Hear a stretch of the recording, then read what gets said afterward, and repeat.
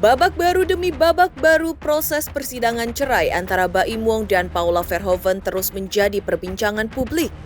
Dan kali ini proses sidang perceraian Baim Wong dan Paula pun kembali digelar di Pengadilan Agama Jakarta Selatan. Dalam rangkaian proses perceraian kali ini, ada sebuah momen menyedihkan di mana viral dalam sebuah video di mana anak Baim Wong dan Paula terlihat menangis ketika didekati oleh Paula. Dalam video tersebut, sang anak terlihat begitu panik saat didekati oleh Paula, serta meminta kepada sang ibunda tercintanya untuk segera menjauh karena takut dimarahi oleh Baim Wong.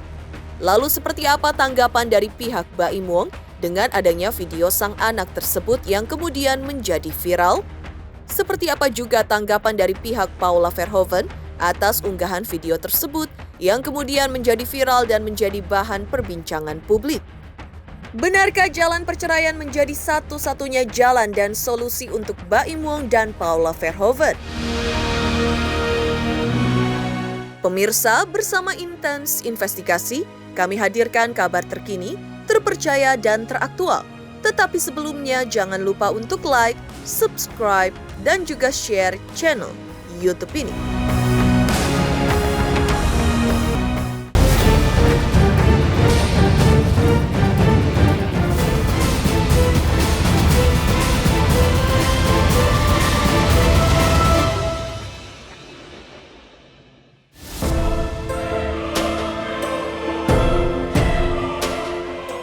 Mengejutkan dan membuat publik bertanya-tanya.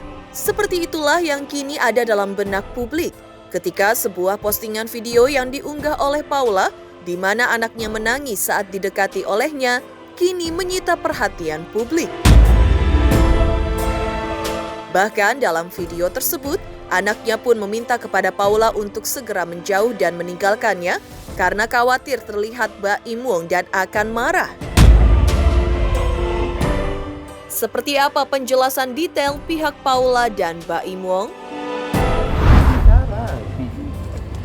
Piano, kalau ketemu Paula takut banget apa yang dia lihat. Kenapa? Ini sudah ada forensik anak. Ada videonya, ada video. Forensik anak itu disumpah sama negara tidak boleh melihat kemana-mana.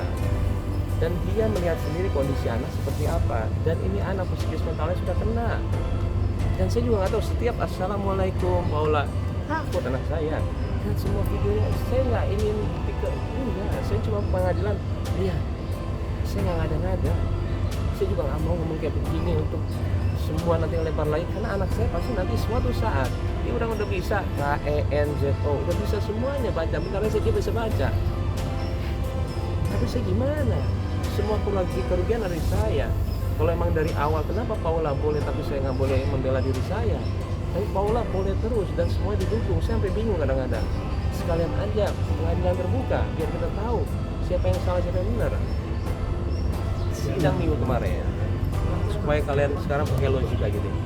Ya, sidang minggu kemarin saya ditanya sama Mas Baim, gimana kalau keputusan hak asuh anak ada di tangan orang tua? Saya bilang saya mau banget. Hakim juga bingung dan semua bukti yang ada itu saya mau. Karena ujung-ujungnya ibu juga sama anak, gak mungkin enggak. Dan saya bilang seperti sama hakim. Setelah itu selesai, Paula kan telat, dia masuk. Ditanya pertanyaan sama Paula. Dan Paula yang gak mau. Sekarang gini loh, saya juga bingung. Saya gak boleh ketemu anak 6 bulan. Saya bilang, ini sebenarnya hakim pun bingung, saya pun bingung. Nah saya pakai logiknya kalian. Ini kita mau gimana? Saya tuh sekarang apa adanya cerita buat kalian semua karena buat saya ini juga udah terlalu complicated sampai ke anak-anak.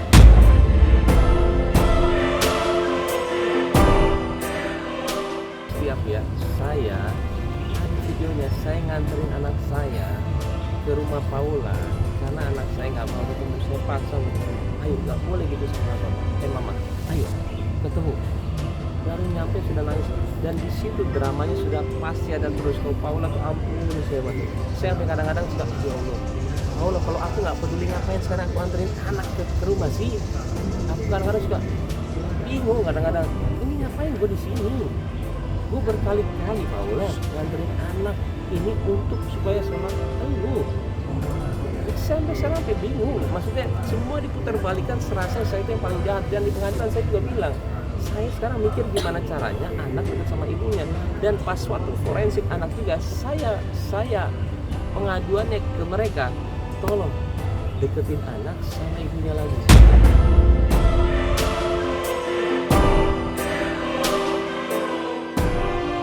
Itu materi persidangan. Tapi itu materi persidangan. Dan kemudian ya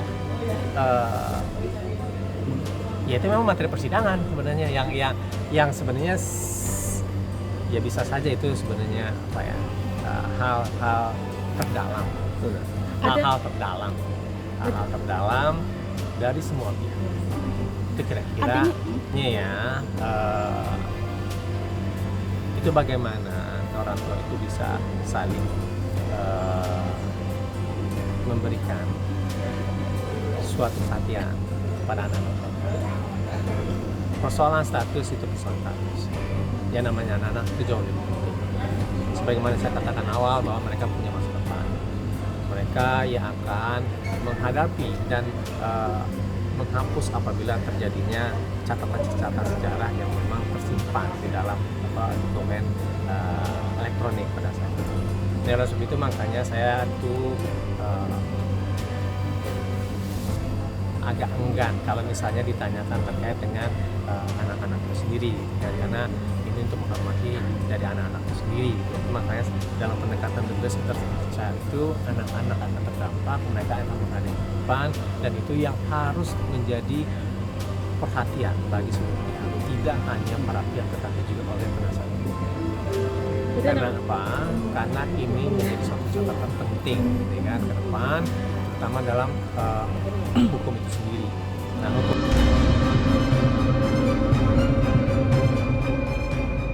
Lalu, seperti apa proses perceraian Baim Wong dan Paula yang menguras tenaga serta emosi ini? Benarkah keduanya semakin yakin bahwa perceraian adalah jalan satu-satunya untuk memecahkan solusi di antara keduanya? Sesuai dengan prinsip peradilan ya, singkat, sederhana, dan ringan, kan gitu dia ringan.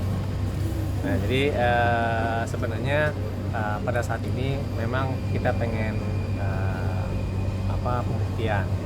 Nah, dalam pembuktian itu memang kita akan menghadirkan saksi, tetapi karena ada hambatan ruang dan waktu maka tidak hadir, dan kemudian kami minta kepada majelis tadi untuk segera untuk menetapkan waktu untuk kesimpulan. Nah, kesimpulan itu sebenarnya apa yang dirumuskan ya, dan kemudian diberikan kepada hakim terkait dengan dalil-dalil masing-masing. Apakah memang dalil gugatan kemarin itu memang terbukti atau tidak, gitu kan? Berdasarkan bukti-bukti yang ada, tetap terbukti atau tidak, gitu kan? Nah, jadi pada prinsipnya kita meminta itu tadi, gitu kan? Nah, kemudian kami pada saat ini ya bisa dikatakan memohon kepada teman-teman gitu ya, berdoa kepada yang lain juga gitu kan, agar semua ini berakhir dengan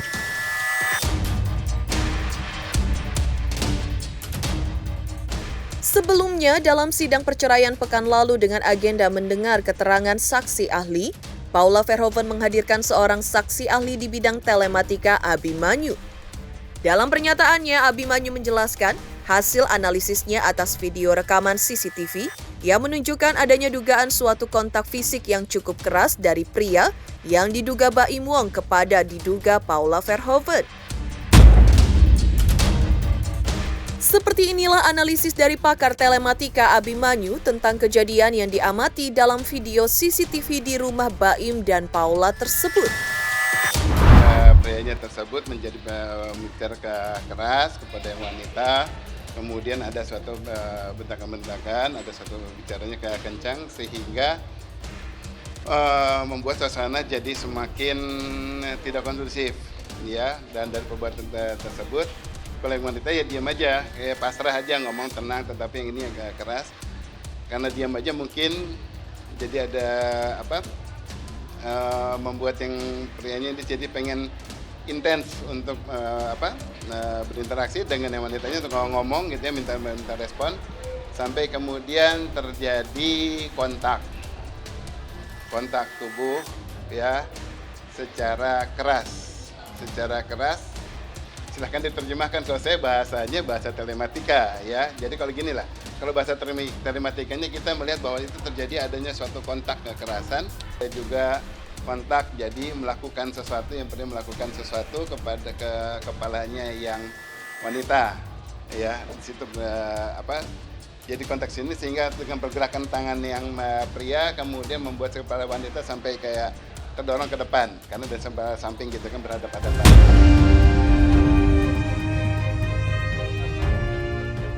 Terbaru, aksi Paula Verhoeven mengejutkan sosial media. Pasalnya, Paula mengunggah video kebersamaannya dengan anak-anaknya.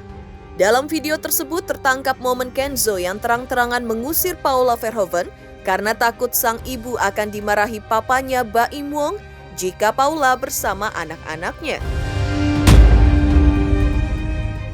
Tak hanya itu, dalam unggahan tersebut bahkan tertangkap momen kedua anaknya yang tengah bingung dengan situasi kedua orang tuanya, hingga Kenzo mempertanyakan apa yang harus mereka lakukan untuk melindungi mamanya Paula. Dalam video juga terlihat Paula yang berhasil menggendong anak-anaknya yang masih menangis, juga ikut menangis mendapati tingkah anaknya yang menurutnya tiba-tiba berubah atas dirinya. Padahal sang ibu selalu berharap dan berdoa mereka akan berkumpul bersama lagi, tidur bertiga lagi seperti dulu.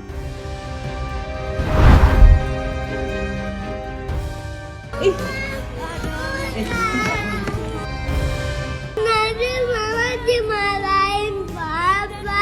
Oh iya, enggak, papa tuh baik adek, papa nggak marahin mama kok sayang. Apa? Jagain mama. Kita pergi aja ya.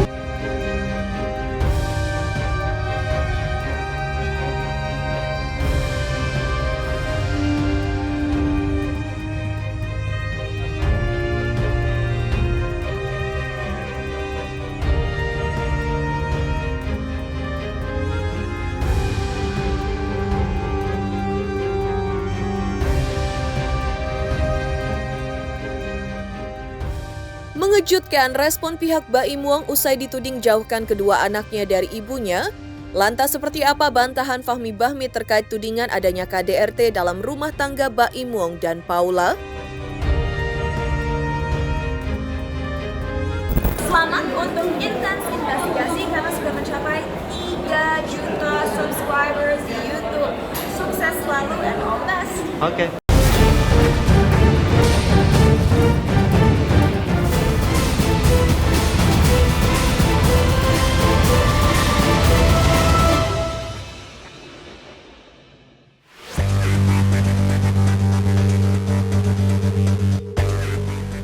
Prahara perceraian rumah tangga Baim Wong dan Paula Verhoeven diwarnai isu adanya dugaan KDRT. Kabar itu dimunculkan oleh pihak Paula.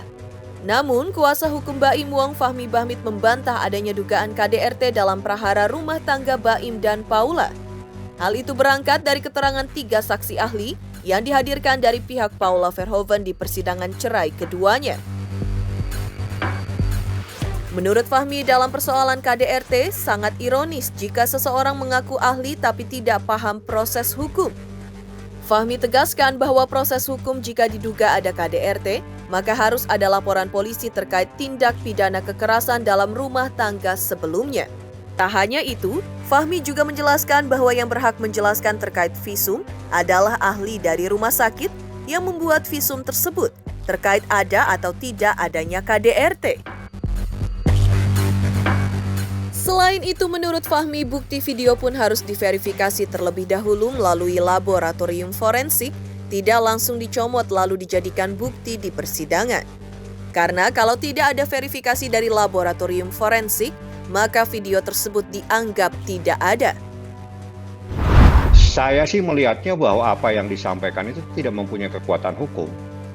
Karena di dalam persoalan KDRT sangat ironis Jika seseorang mengaku ahli tapi dia tidak paham, proses hukum KDRT itu harus lapor polisi. Setelah lapor polisi, polisi akan membuatkan rekomendasi untuk dilakukan visum. Visum itu pasti di rumah sakit pemerintah. Biasanya di rumah sakit Pertamina atau di rumah sakit Polri Kramat Jati. Hasilnya visum itu adalah ahli yang bisa menjelaskan. Siapapun tidak punya hak untuk menjelaskan ada atau tidaknya KDRT. Yang terpenting dari semuanya, apabila bukti terkait dengan video harus diverifikasi melalui lab forensik. Apabila tidak, maka itu tidak mempunyai kekuatan hukum. Anggap tidak pernah ada.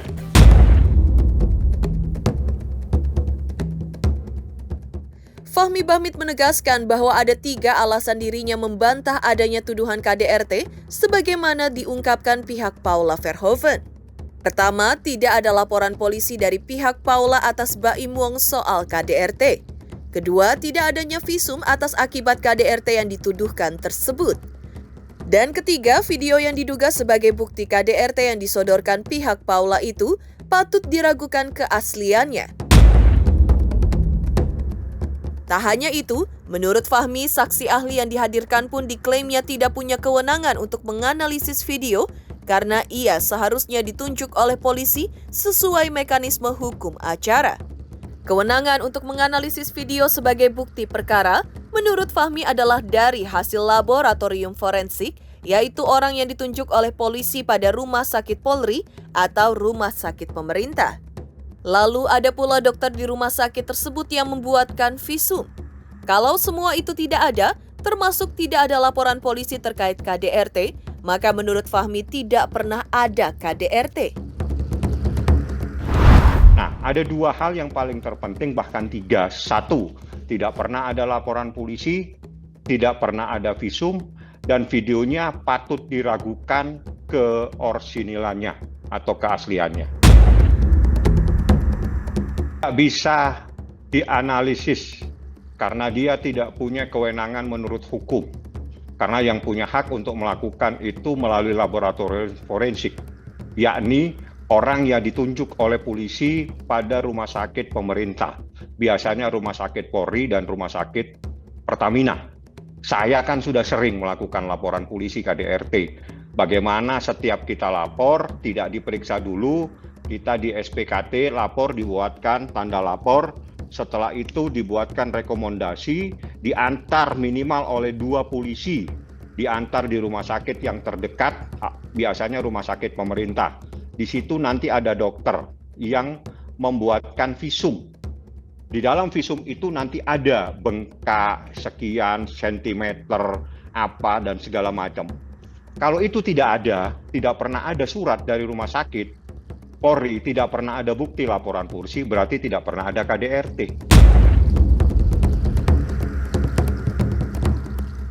Demikian pemirsa kabar terkini, terpercaya dan teraktual yang kami hadirkan hari ini.